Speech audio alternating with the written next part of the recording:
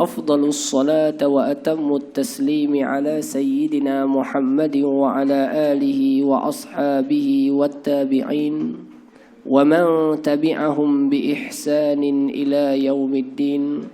سبحانك لا علم لنا إلا ما علمتنا إنك أنت العليم الحكيم.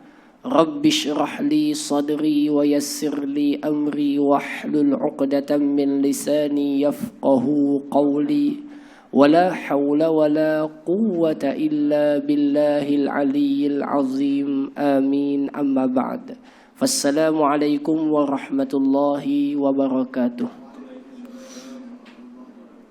Yang berusaha barisan ahli jawatan kuasa kuliah duha yang dikasihi kepada seluruh yang hadir pada pagi ini, muslimin dan muslimat, mukminin dan mukminat, mudah-mudahan Allah merahmati pertemuan kita, Allah memberkati majlis kita, Allah mengampunkan segala dosa-dosa kita semua, yang kecil maupun yang besar, yang zahir maupun yang batin. Dan kita mohon kepada Allah Subhanahu wa taala semoga Allah menjadikan pagi kita pagi yang penuh keberkatan dan keampunan, dan Allah menjadikan pengakhiran hari kita adalah hari yang mendapat keampunan. Dan kita mohon kepada Allah Subhanahu wa taala semoga Allah sentiasa menetapkan hati kita dan diri kita di dalam iman dan Islam. Allahumma amin. Hadirin yang saya kasih sekalian, insya-Allah taala pertemuan kita pada pagi ini, setelah berbulan-bulan kita tak berjumpa agaknya, tuan-tuan, sampailah masuk ke tahun yang baru. Pada bulan yang ketiga baru dapat kita bertemu kembali. Maka insya-Allah taala pada pagi ini kita semua akan menyambung dan bersama di dalam siri tadabbur kita, iaitu tadabbur daripada suratul Insan. Daripada suratul Insan. Ada kat depan kan? Daripada suratul Insan. Insya-Allah taala saya rasa pagi ini mungkin kita akan mengkhatamkan suratul Insan dan menghabiskan pentadabburan kita daripada suratul Insan insya-Allah taala. Baik, semuanya boleh buka lah surah Insan, muka surat terakhir surah Insan, suratul Insan. Ya Allah. أعوذ بالله من الشيطان الرجيم.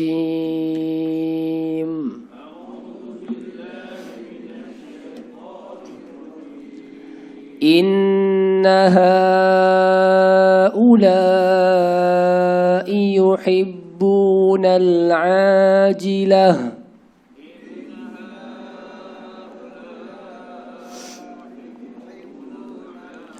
ويذرون وراءهم يوما ثقيلا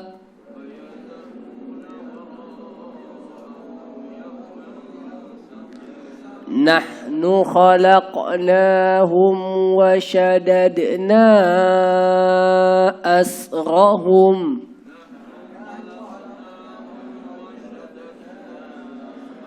وإذا شئنا بدلنا أمثالهم تبديلا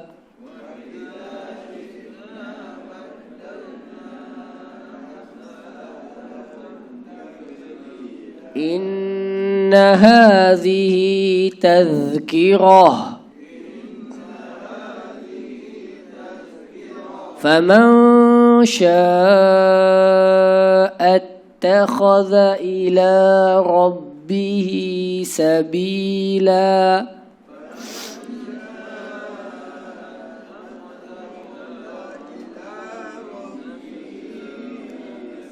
وما تشاءون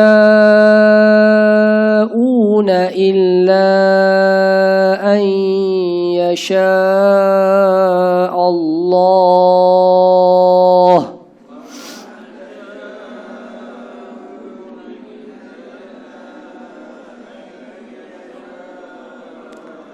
إن الله كان عليما حكيما.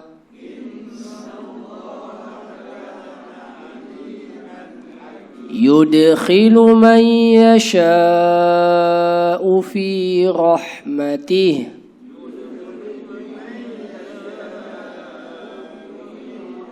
والظالمين أعد لهم عذابا أليما.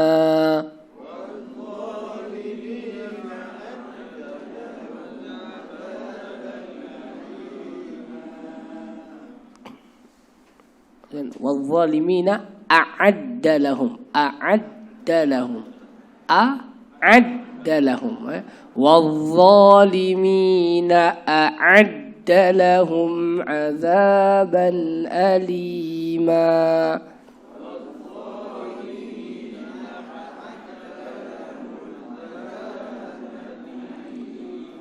Baik, sadaqallahul azim. Suratul Insan bermula daripada ayat yang ke-27. Hadirin semua, kita tengok sebenarnya ayat 27 ni kita dah baca dah. Dah tadabbur dah pun. Ayat 28 pun dah baca dan dah tadabbur. Kalau ikutkan ayat ke-29, tapi kita ambil sedikit mengundur ke belakang supaya kita dapat mengambil rentetan pelajaran kisah.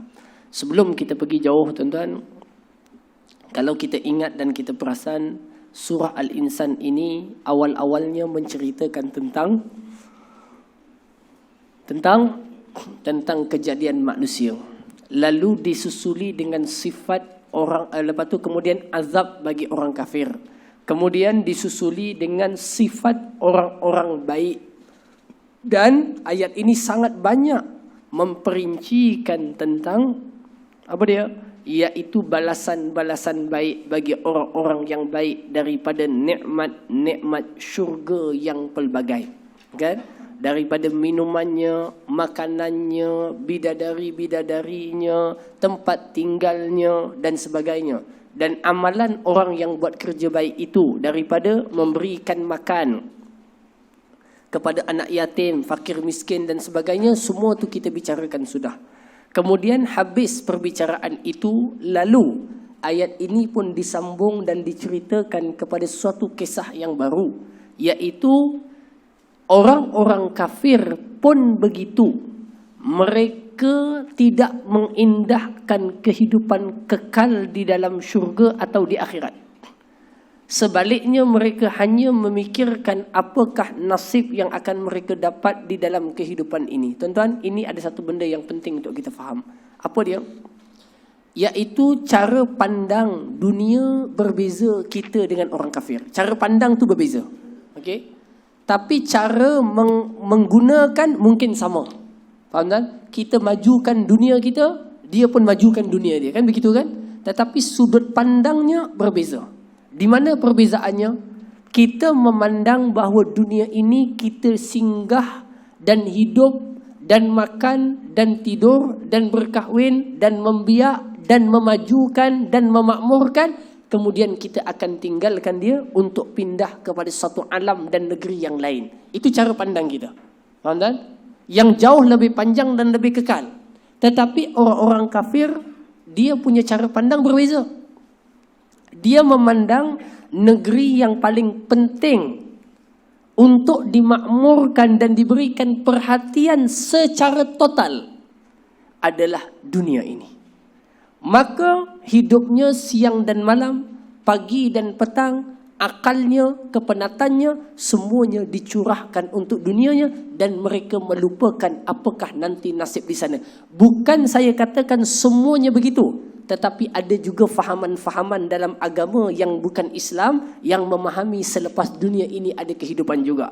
Faham tak? Tetapi tuan-tuan, tetap pastinya secara majoritinya mereka tidak menjadikan negeri akhirat yang mereka yakini konon-konon itu adalah sebagai suatu destinasi yang paling penting dan paling baik untuk mereka. Maknanya kalau secara umumnya tuan-tuan akan lihat, walaupun mereka itu yakin kepada kehidupan selepas mati, tetapi kita akan dapat lihat seperti kehidupan mereka di dunia adalah segala-galanya.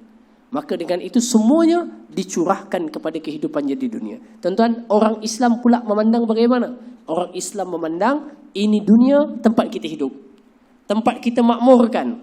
Tempat kita jalankan tanggungjawab. Tempat kita hidup, berkahwin, membiak, Tetapi kita akan meninggalkan tempat ini dan hidup kepada suatu negeri yang lebih lama, panjang dan lebih kekal. Itulah negeri akhirat. Maka hadirin yang saya kasih sekalian, tuan-tuan tengok perbezaannya apa. Allah sebut, inna haula'i, mereka semua itu, sesungguhnya mereka semua, yuhibbunal ajilah, sangat mencintai dan menyukai yang segera. Yang segera itu apa? Dunia yang sekarang di tengah ada, cepat sekarang ada. Okey. Wa yazaruna wara'ahum, dan mereka membiarkan, iaitu tak mengendahkan. Wara' ni dalam bahasa Arab maknanya apa? Wara' maknanya belakang. Tetapi tuan-tuan, dalam ayat ni kita boleh faham maknanya depan. Faham tak? Iaitu mereka meninggalkan yang di depan mereka, yang akan mereka jumpa nanti, iaitu akhirat. Faham? Ada dalam Quran perkataan wara' ini, tapi kefahamannya depan bukan belakang. Faham tak? Contohnya dalam surah Kahfi.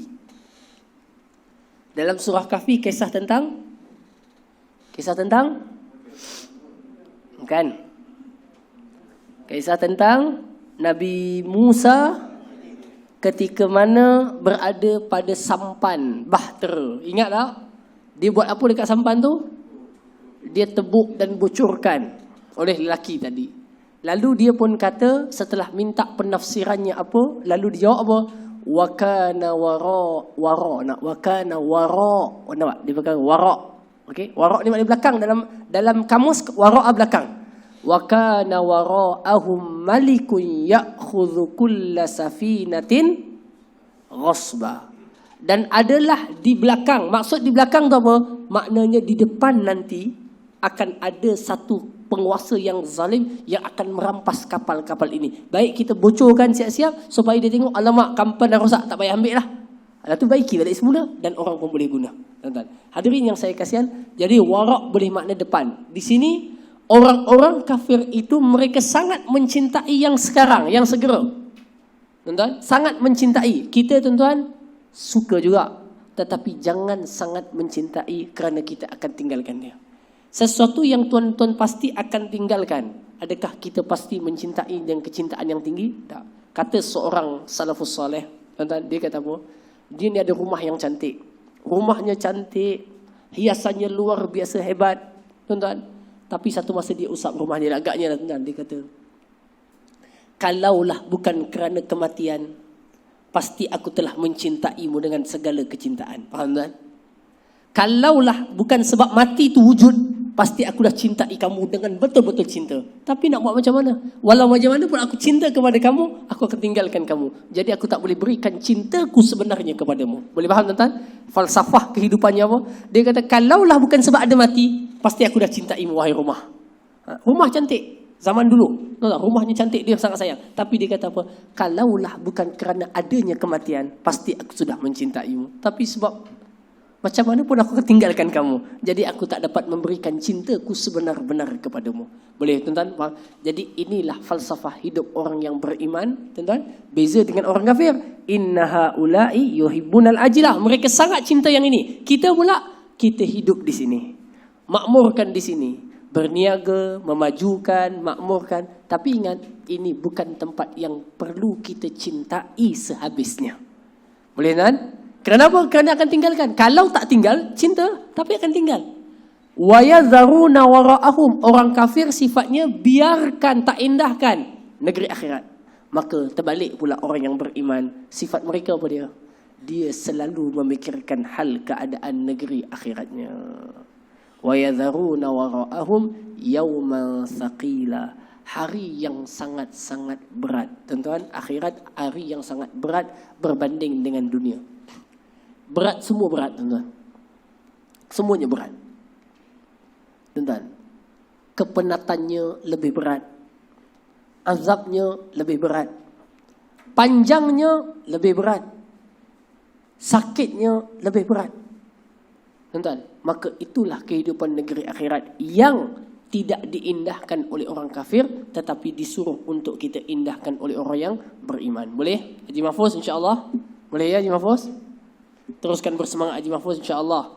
Tuan-tuan, kita respect Haji Mahfuz, tuan-tuan, dalam keadaan kakinya yang sakit, bertongkat, jalan dengkut sampai juga tuan-tuan. Allahu Akbar. Haji, saya nak bagi tahu ni Ji. Kalau satu masa, tapi semoga tidaklah. Ya, dan kalau satu masa memang tak dapat nak berjalan dah, duduk atas katil sahaja, saat sakitnya datang ke masjid ataupun surau ataupun majlis ilmu, tuan-tuan, maka selama dia berada di atas katil yang kalau boleh jalan, dia pergi dah, Allah Ta'ala menetapkan baginya segala ganjaran ia hadir ke masjid ataupun surau atau ke majlis ilmu. Faham tak? Maknanya kalau dia tak sakit, sampai dah. Faham tak? Maka disebabkan sakit tak sampai, maka selama itu juga setiap waktunya yang sampai akan dicatatkan seperti ia melaksanakan amal perbuatan tersebut. Kan? Jadi insya-Allah taala. Oleh itu sebelum tak boleh langsung, baik jalan je terus. Kan? Baik, jalan je terus. Dan ini juga untuk semua tuan-tuan, kita semualah dan saya juga semua insya-Allah taala. Baik hadirin semua, kita tengok ayat seterusnya. Nahnu khalaqnahum wa shaddadna asrahum. Ingatlah wahai manusia, sesungguhnya kami yang ciptakan kamu dan kamilah yang menguatkan tulang sendi kamu. Maknanya kalau Allah Ta'ala tarik itu, lemah longlai, kita tak boleh buat apa. وَشَدَدْنَا أَسْرَهُمْ وَإِذَا شِئْنَا بَدَّلْنَا أَمْثَالَهُمْ تَبْدِيلًا. Kalau Allah nak, ikut kehendak dia. Kalau dia nak, tak ada siapa yang paksa dia. Kalau dia nak, dia boleh tukarkan kamu dengan suatu makhluk yang lain seperti kamu. Bukan kamu, orang lain. Boleh, tuan-tuan. Tapi Allah menghendaki apa yang dia kehendaki, bukan apa yang kita kehendaki. Ayat seterusnya, inilah ayat baru yang kita nak masuk pada pagi ini tuan-tuan, iaitu ayat baru tadabbur kita pada pagi ini, iaitu firman Allah Azza wa Jalla ayat yang ke-29. Inna hadhihi tazkirah. Dah. Tu je tuan-tuan. Sesungguhnya inilah, ini apa? Surah ini yang cerita di depan tadi, semuanya tadi merupakan suatu tazkirah. Tazkirah ni maknanya apa tuan? Artinya peringatan atau pengajaran atau pelajaran. Inna hadhihi tazkirah faman syaa. Baik tuan-tuan, apa makna tazkirah? Tazkirah ni maknanya ingatan. Apa makna ingatan? Apa makna ingatan? Ingatan ini adalah mengingatkan sesuatu yang telah pergi kerana lupa. Faham tak? Sesuatu yang telah pergi kerana lupa. Okey? Contoh tuan-tuan, lama sangat dah, contoh saja tuan-tuan. Lama sangat dah tak baca Quran. Lalu ada orang datang, dia memberikan ingatan tentang kelebihan baca Quran. Lalu ingat balik. Ingat semula kerana diingatkan sesuatu yang telah hilang daripada lupa. Diingat kembali, maka itu namanya tazkirah. Maka tuan-tuan, ayat ini sesungguhnya ini adalah tazkirah. Tazkirah apa? Iaitu ingatkan apa yang biasanya kamu lupa daripada negeri yang berat di depan, akhirat, yang akan kamu tempuhi dan hadapi. Hadirin yang saya kasih sekalian, kenapa kita boleh senang lupakan akhirat? Sebab apa?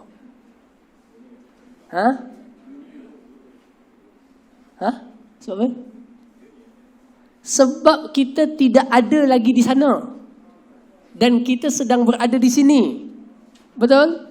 Maka akal kita berada di sini, kaki kita berada di sini, mata kita melihat yang di sini, telinga kita dengar yang di sini. Maka kita akan banyak memikirkan yang di sini. Betul kan begitu? Tetapi tuan-tuan cuba bayangkan, saat kita berada di sana, semuanya berubah. Pada saat itu manusia akan terfokus kepada negeri yang di sana kerana sudah berada di hadapan matanya. Tapi Quran nak ingatkan balik bahawa yang di sana akan kamu jumpa, ingatkan balik semula. Ingat, inna hadhihi tazkirah, inilah ingatannya. Faman syaa attakhadha ila rabbih sabila. Bagi siapa yang inginkan jalan menuju Tuhannya. Maknanya apa? Siapa yang ambil tazkirah ini dan dia pun inginkan menuju Allah, maka dia akan melakukan amal soleh dan mentaati Allah Subhanahu wa taala. Tuan-tuan, hidup kat dunia ni tuan-tuan, cabarannya luar biasa. ujiannya pun luar biasa. Yang memang itulah peranan dunia. Dia ada musuh ni tuan-tuan, dia ada 5 kata silap saya. Yang akan sesatkan kita. Yang pertama, dunia. Dia cuba nak bagi hiasan kepada kita supaya kita selalu terleka dan terlupa. Yang kedua, syaitan. Yang ketiga, hawa nafsu. Yang keempat, orang kafir yang jahat yang ingin menyesatkan kita. Gerakan Freemasonry, gerakan Kristenisasi, gerakan apapalah gerakan-gerakan yang menginginkan orang Islam itu jadi etis dan sebagainya. Saya diceritakan oleh sahabat saya, tuan-tuan. Sahabat saya masuk Islam. Kan, dia masuk Islam, bukan orang Malaysia lah, orang luar negara. Masuk Islam, sampailah dia jadi orang Islam lah, tuan-tuan, kahwin dah, apa semua dan sebagainya, tuan-tuan. Kawan dia yang tunjukkan dia jalan masuk Islam tu, hijrah ke Amerika, tuan-tuan. Yang masukkan dia dalam Islam, yang bawa dia, bimbing dia masuk Islam. Sampai di Amerika, tuan-tuan, dia pula jadi etis. Begitu. Nak ceritanya apa, tuan-tuan? Nak ceritanya orang kafir ada yang menyusun supaya orang Islam itu tidak bertuhan, tidak beragama. Jadi musuh manusia, dunia. Boleh jadi syaitan, nafsu dirinya, orang kafir yang ingin menyesatkannya. Dan yang kelima, tuan-tuan, boleh jadi orang Islam tetapi yang memiliki hasad dengki kepadanya. Faham tak? Orang Islam tapi yang ada hasad dengki kepadanya. Memang dengki kepada dia. Bila dengki kepadanya, dia pun buat sesuatu supaya orang itu sekian dan sekian dan sekian.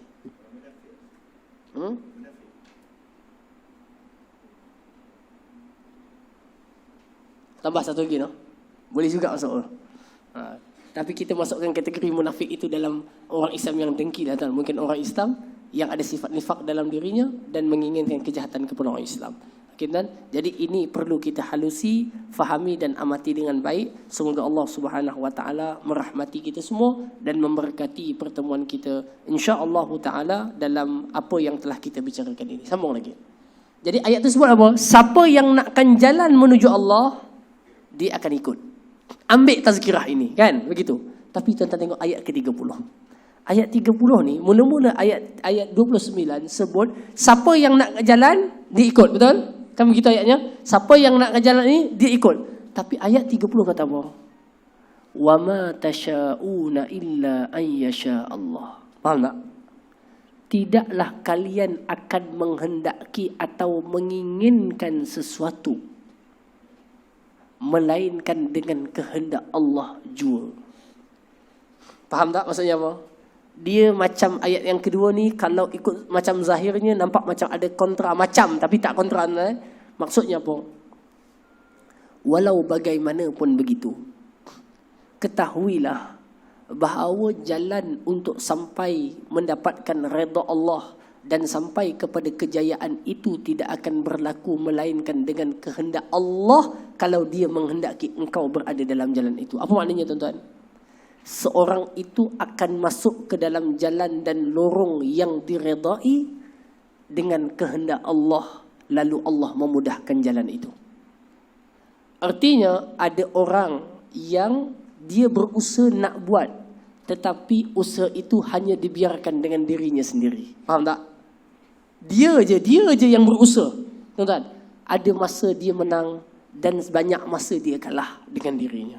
Kalah dengan dunia, kalah dengan syahwat, kalah dengan nafsu, kalah dengan syaitan, kalah dengan propaganda orang munafik. Semoga Allah selamatkan kita, tuan-tuan.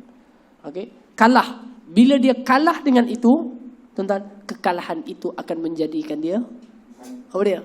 Kekalahan itu akan menjadikan dia, tuan-tuan, akhirnya terpedaya dan dia pun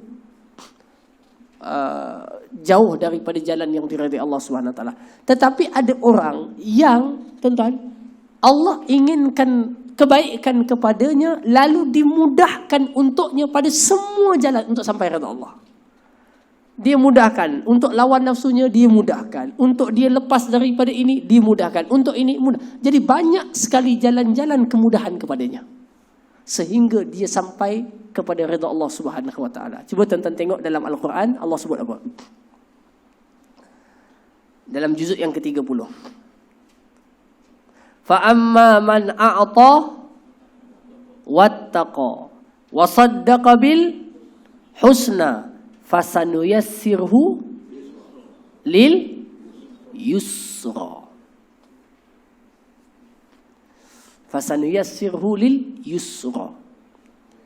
Adapun orang-orang yang memberi dan dia bertakwa, kami akan mudahkan, nampak? Kami akan mudahkan jalannya untuk masuk ke syurga. Allah yang mudahkan.